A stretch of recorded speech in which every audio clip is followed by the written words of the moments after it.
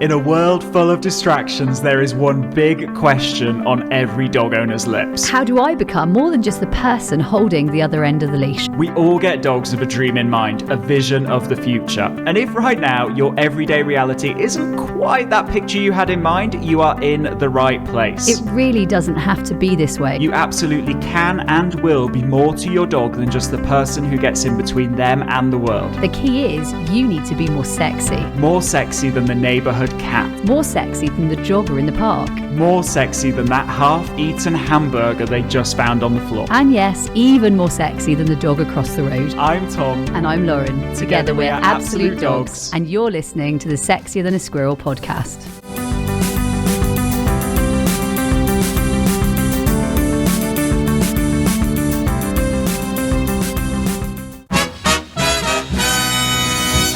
Welcome to this episode of the Sexier Than a Squirrel podcast, the podcast that teaches you how to be the very best dog owner for your dog. But to be honest, this episode is probably about teaching your dog how to be the very best dog for you as the owner. Why is that? And this is for you as the owner and your family, because recently I think we've had the joy and the pain of welcoming a new family member. Yep. And our new family member is apparently Tigger from Winnie the Pooh. Yeah. Now, Tigger from Winnie the Pooh has moved in.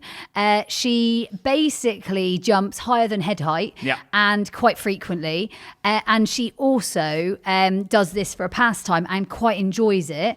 And I suppose it's really like hit home quite how important jumping up, or more importantly, not jumping up that would be nice. Right? Like how desirable it is. And I suppose this is a huge pain point for many, many families, many owners. I was about to ask you guys to put your hands up if that was you. And then I realised we can't see you right now, but put your hand up anyway. Unless you're driving. Keep your hands on the wheel, firmly on the wheel. So, it's certainly a new pain point. It also, there's a part of it that entertains me until it goes wrong. So I was saying just the other day, I was chatting about this earlier with you, Tom, and she literally all 4 feet off the floor in like a Superman sort of style, in the sense that it's like not even, you don't even lift off. I've just never seen it. I've never seen anything quite like it, and the level of enjoyment she gets from doing it. Yeah. So there we have it. There's our struggle. There's our problem. And the cool thing is we thought, well, we need to dedicate an entire episode of the podcast to this, because actually jumping up at people and guests and you as owners is one of the most commonly requested bits of teaching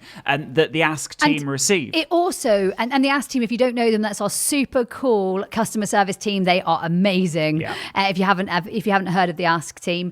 But basically, it's also one of the most painful problems that people go through, whether that's knocking a child over or not allowing a person to have visitors because they're so worried about the experience that visitor might have when they come to the house, whether it's you as an owner and you feel a bit fragile and a bit maybe vulnerable to your dog jumping up. I know an owner, for example, I was just thinking, lovely owner who her dog knocked her over and she broke a rib. It's quite it's quite serious. It's big. And also some of you might have multi-dog households where you've got an elderly dog and you've got a young dog, and it's actually the young dog jumping up at the elderly dog that is part of that as well. It's a painful process when you go through it and when you experience it. And I know that you guys are going to go, I know this, I've been through this, or I know someone who's going through this. And I think it's one of those moments that you realise that actually you are vulnerable to their behaviour in that sense, and it might just fill your bucket. It might just upset you, frustrate you, get you dirty on a day when you're about to get out for something smart and your dog's got paw prints all over you. It can make that relationship fragile. I've just got one very quick story.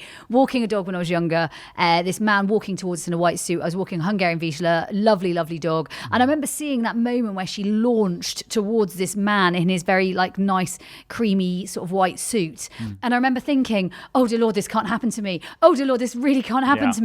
And guess what? It did happen to me. And so what I would say is there are many painful points about owning a dog that jumps up, and we want to help you with them. Yeah, I have a very awkward date story. Oh my? Yeah. A coat got muddy footprints on it. Oh, the relationship was over. The date was over. Sad. Yeah. Poor Tom. It's a lucky escape. Yeah, there you go. So, guys, we want to talk about jumping up, and really, we've got some tips for you. Really, almost like strategies that we want to share with you. We've given you the problem. We've given you lots of the problem. Now let's work towards something that we like to do a lot here at Absolute Dogs, and that is 95% of our focus is going to be on the solution. Yeah, absolutely. So first things first, our first kind of top tip, strategy, game changer for jumping up is a really simple one, and that is that we don't give our dogs immediate access to the front door. So whether that is the front door that guests are coming through, or actually the front door that maybe you're coming through if you're working on this. Literally make that front door not a dog area. Yeah. So in whatever way we can, whether that's gated communities, puppy pens, maybe a different room as our dog's sort of first port of call. Yeah. Like we don't give them access to that first porch or front door area. It's really important because it's a pinch point, right? It's an area where, there's not much space. There tends to be a lot of energy and movement in that space. And of course, that ups our dog's arousal levels. The other thing is there's limits on what we can do when we've got, 3 Tesco shopping bags and other brands available. We've got our keys, in our mouth, and we're trying to open the door, and we're getting through the door, and our dog's jumping up at us. That is not a place of training, and right?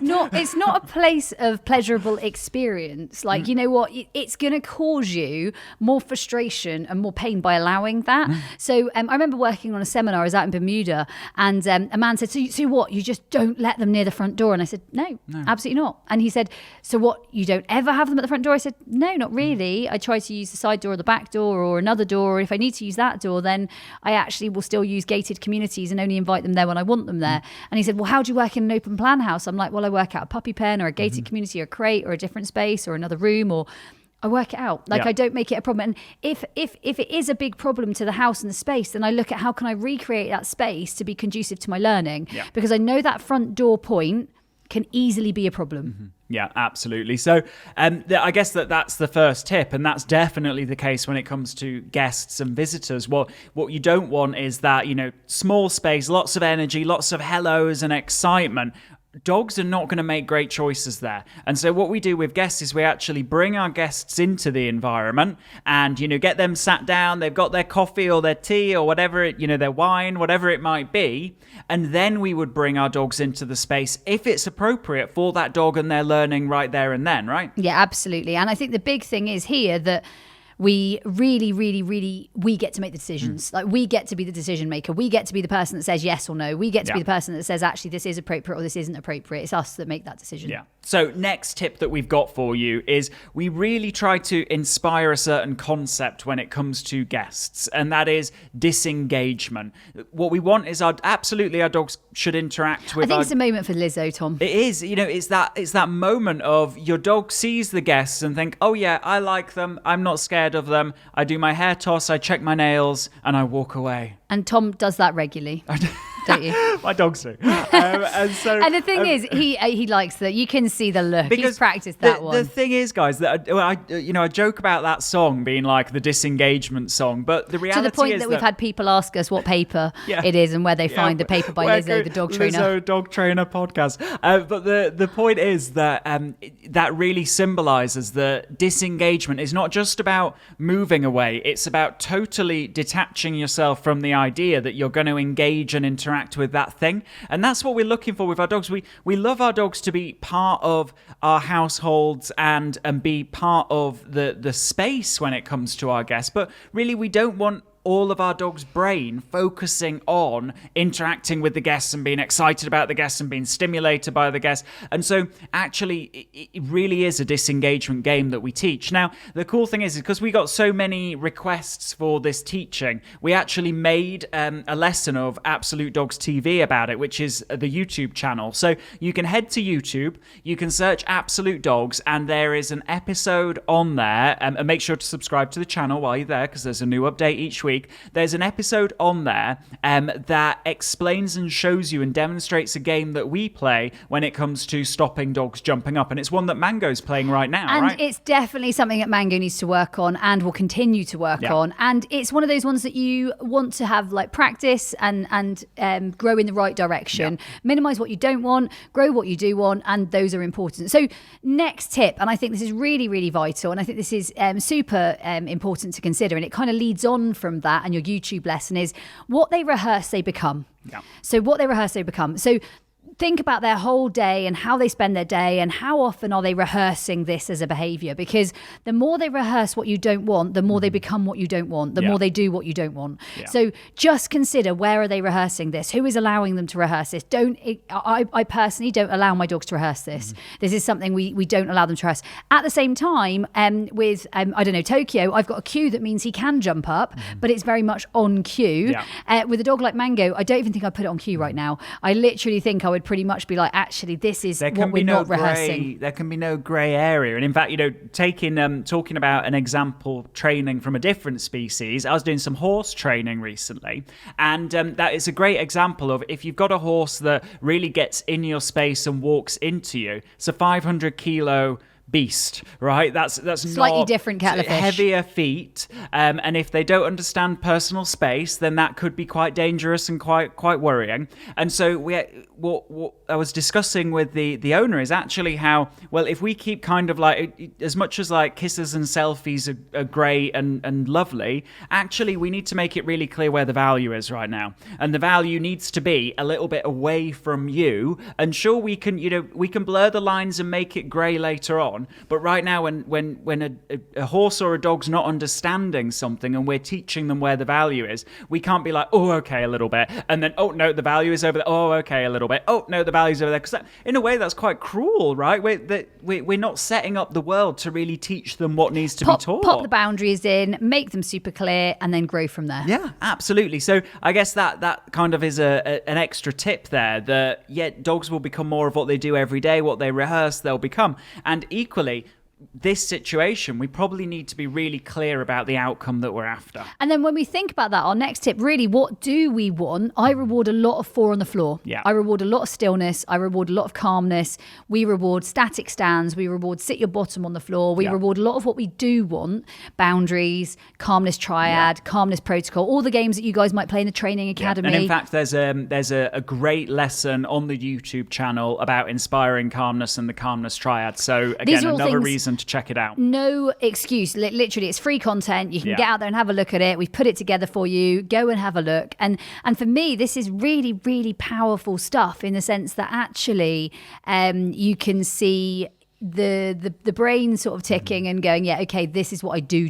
This is what I can do. These are the areas I do work in. And so you start to see a completely different picture. Definitely. And so next tip, kind of leading on from that, is invest in boundary games, right? And what boundary games are is saying, right, you stay on your bed, or your cardboard box, or your whatever it is, it's tree stump, whatever.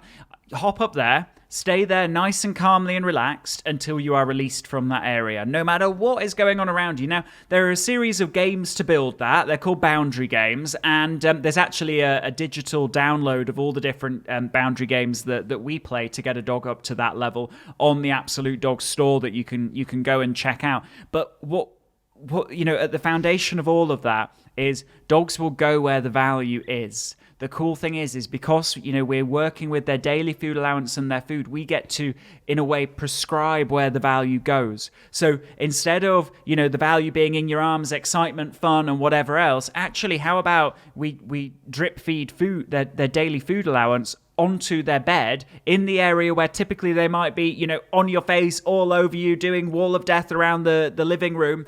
In turn, what we do is we anchor them, and they're there because they want to be there, because that's where the value is now. Target training has such a fantastic place in dog training, and effectively your target training, and effectively, it's a very, very effective method. And I suppose just to add to that tip, consider how you're using your dog's daily food. We do ditch the bowl, we do ditch the routine. And right now for Mango, that's exactly where her food is going. Stillness, calmness triad, all of the things that we show you on the YouTube channel, all of the things that we play play throughout the training academy, 4 feet on the floor. This is where her food's going. Yeah. We're not putting it into, I don't know, spinning and twisting and jumping and bouncing. At no point would I be working on those things with her right now, whilst I know there are other things to combat, to battle, to work through. Absolutely. So I guess we can round this off with the final, rule almost. We're not kind of massively rules based, but this is a rule. And that is that you really need to make sure that your dog is getting enough rest, because we see this often, that dogs, when they're not sure what to do, when their bucket's full, when they're so exhausted that the lights are on but no one's home, they just start bouncing and jumping up at you. And that's the time when they'll be jumping up and, mouthing you and grabbing your clothes and whatever else. And that could have all been avoided, not through training, but actually through the lack of interaction, letting them rest, whether that be in a puppy pen, a crate, a room of the house, helping them out with that by giving them a long-lasting chew or a lickable canine calm mat from AO Canine, whatever it might be. Let's inspire them to rest, and in turn they'll then be in the right headspace to behave appropriately. I mean, I think really we could talk all day about struggles like this. The most important thing is we start to drive towards the solution, and we start to see what we do want, and we start to reinforce what we do want with the daily food that we have to do that with, and we grow them in the direction we want to grow them. So with that, you've got some homework. The first one is to head to the YouTube channel and watch that demonstration, that game that we play to stop jumping up. Secondly, while you're there, you need to watch the calmness teaching that's over on that YouTube channel, and make sure to subscribe to the YouTube channel to get further episodes every single week. And thirdly, grab a copy of the Boundary Games digital download, play the games, take action. And what we need to do is we need to move from, this problem-based mindset of saying, actually, I see the problem. Now we move to the solution and we take action on it. That was this episode of the Sexier Than a Squirrel podcast. It was jumping up. It's one of those that absolutely can be transformed. You just need to take action. We will see you in the next episode. And remember, stay sexy! Hey, before you go, have you taken part in the worldwide Sexier Than a Squirrel challenge? It's a 25-day online video program, huge energy, amazing community, and over 6,000 people are already taking part. The only question is, you know where you are today. Where do you want to be 25 days from now? Head to absolutedogs.me/sexy.